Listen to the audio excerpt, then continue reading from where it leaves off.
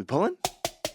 Hey, I'm Zax, and here's our guide prediction for Chrome King Gallywix, the last boss of Liberation of Undermine. There's no actual footage of the boss since it wasn't tested, so this is really our best educated guess based on the Dungeon Journal. But we'll update this guide once the boss is killed on Heroic and we see what the best strategy is. Thank you to the sponsor of this video, Wowhead, and their raid cheat sheets, which we'll tell you more about right after the boss. And of course, big thank you to our supporters on Patreon for making this video possible. Alright, so quick overview of the fight. You fight Gallywix in his fancy little flying machine, and the entire fight takes place on this one big circular platform with a little hole in the middle. And you can also see that there are these 4 big things around the edge of the platform, but those don't matter until phase 2. Speaking of which, this fight has 3 phases with an intermission after phase 2. There's a few adds in phase 2 and 3, so it's not entirely single target, and you're definitely going to want to save Bloodlust for phase 3. You'll see why later. Now let's get into phase 1. There's a handful of mechanics that are common in every phase of the fight, but the main unique thing in phase 1 is a cast that does big damage to the tank and also does a frontal in their direction that does a ton of split damage to anyone it hits. This frontal has to be soaked by at least 3 people or else you're dead. And you'll probably want a few more people in there because the split damage is pretty high, but you don't want a ton of people soaking it because everyone that gets hit also gets a big heal absorb on them. This absorb has to be healed off within 30 seconds because it does damage to the player when it's removed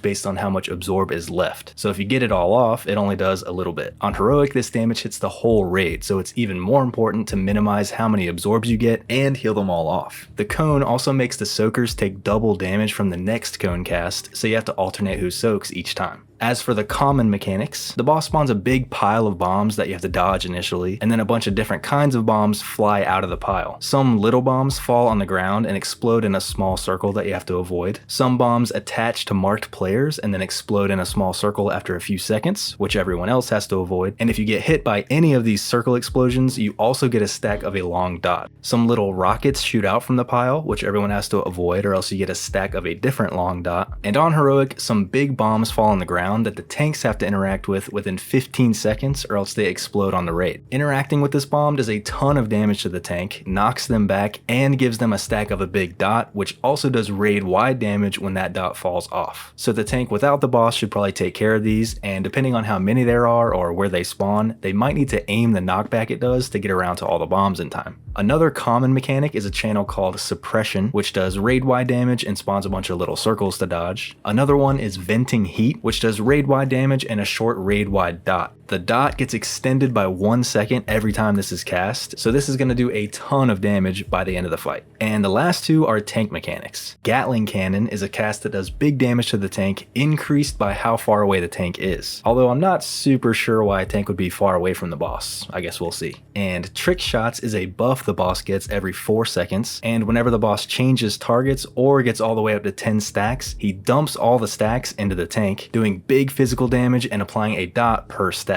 So whenever the tanks taunt swap, the new tank should have a defensive going already, and you probably don't want this to ever hit 10 stacks because that would do a ton of burst damage. And that's it for phase 1. Nothing really crazy going on in this one. But then when the boss gets to full energy, he starts phase 2, and that's where things do get a little crazy. At some point, the boss tries to activate one of the 4 structures around the room called a Giga Coil, which does insane pulsing damage to the raid that's pretty much only survivable for a few seconds at best. And the overall goal of the phase is to prevent this damage by blowing up the coil he wants to activate with some bombs that get brought into the fight by a particular ad. So to do all that, I think the timeline goes something like this. You're fighting the boss, dealing with the common mechanics, and you can see which coil the boss wants to activate next by these 2 lights on it, which are called Giga Controls. Then this Dark Fused Technician ad comes flying in on his rocket that explodes when he lands, which you have to dodge. He is carrying a Giga Bomb, and you have to kill him to get him to drop it on the ground. Then before the boss can activate the coil, someone picks the bomb up and runs it over to one of the Giga Controls, which automatically detonates the bomb and destroys one of the controls. This causes a control meltdown, which prevents the boss from activating a coil for 1 minute, and you go back to dealing with the other mechanics for a minute. Then when that minute is running out, you kill another one of those ads with the bomb and do the same thing. Bring the bomb over to explode it on the other control. This gives you another minute of safety, but destroying the second control also gets rid of that coil entirely and spawns a big pool of lightning around it for the rest of the fight. And you keep repeating all that on the next coils until the boss gets to 50% and goes into the intermission. Unfortunately, a few things are pretty unclear about this whole process, mainly how many of those bomb ads spawn at a time and how often. If it's just one ad that spawns every minute, that lines up with the minute-long interruption, easy peasy. But if there's more than one or they spawn more often, that's where it gets a little more complicated, because you don't want to spam the bombs onto the controls because you'll run out of controls too fast and the whole room will be full of that lightning on the ground. And the Giga Bombs can only sit on the ground for 30 seconds before they explode on the raid, which does a lot of damage but is survivable. So if 2 of the bomb ads spawn every minute, for instance, you would use one of the bombs on the control and you would have to tank the damage from the other one exploding on the raid. Or who knows, maybe you can yeet the bombs you don't need into the hole in the middle of the room. We'll just have to see those details after launch. There are a few more new mechanics in this phase too. The boss casts a big beam in a random direction, which everyone has to dodge, but it also detonates any Giga Bombs it hits. So you might have to move the bombs or the bomb ads out of its way. The boss puts fused canisters on some random players, which explode in a little circle after a few seconds. And each of these circles has to be group soaked by at least one other person, or else the explosion hits the whole raid. But soaking these explosions also gives the same heal absorb from phase 1, so you don't want a ton of people soaking them. There could be a strat where you stack all these up in immune soak or something like that, but we'll have to see if that actually works. There's also a couple more ads that join the fight sometimes. The Sharp Shot Sentry has a channel that needs to be interrupted because it does a ton of damage to a random player.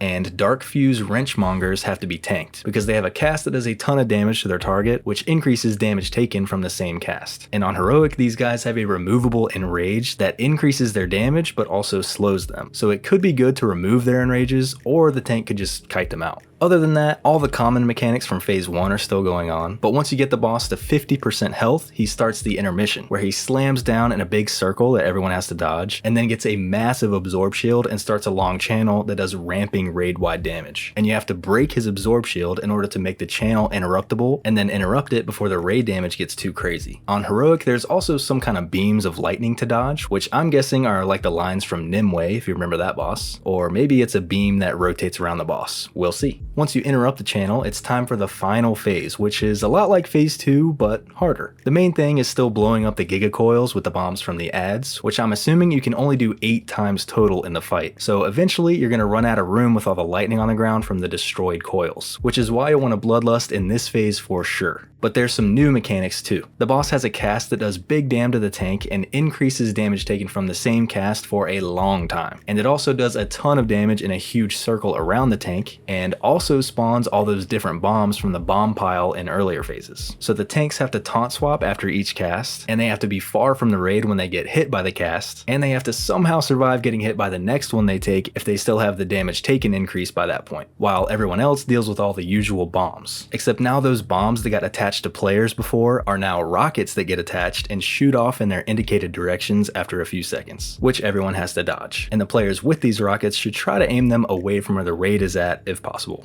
The boss puts a bunch of TikTok canisters on the ground that explode in a little circle after a few seconds, and each of these circles has to be soaked by at least one player each, or else the explosion hits the whole raid. This also puts the same heal absorb from earlier phases on anyone it hits, so as usual, you don't want a ton of people soaking these things. When the boss casts Suppression and puts circles on the ground everywhere, he also casts a big shock at the end in a random spot in the room, which does fall off damage to the raid, so everyone has to move away from it to take less damage. And finally, on Heroic, the boss has a new tank cast that does a bunch of damage to them and leaves a dot on them based on how much damage the original cast did. So the tank should use a defensive for it, but you have to taunt swap enough already that you shouldn't have to worry about it stacking up too much. Other than all that, you just have to kill the boss before you run out of room from the lightning on the ground. And that's pretty much it. For our recaps this tier, check out the new and improved Wowhead cheat sheets, a quick and easy way to get all of the key info for every boss in Liberation of Undermine, including concise strategies, key assignments, and any pro tips you might need. So check out the cheat sheet link in the description.